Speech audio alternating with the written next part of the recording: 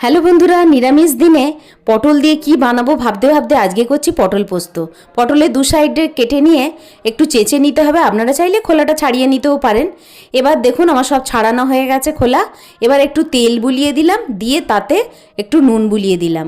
এতে কি হয়, পটলের গায়ে খুব ভালোভাবে নুনগুলো লেগে যায়।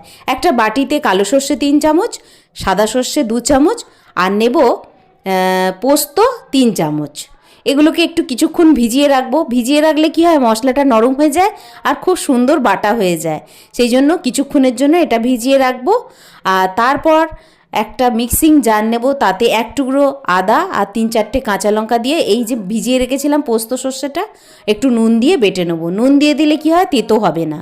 এবার কড়াইতে তেল দিয়ে পটলগুলো সব এক এক করে ভেজে নেব।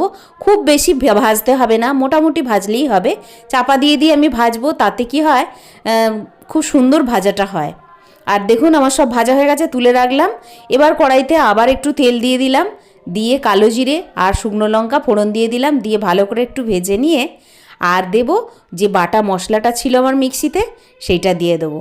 দিয়ে বেশ কিছুক্ষণ ধরে নাড়াচাড়া করব। একটু হলুদ গুঁড়ো আর একটু কাশ্মীরি রেড চিলি পাউডার আর একটু জল দিয়ে দিলাম।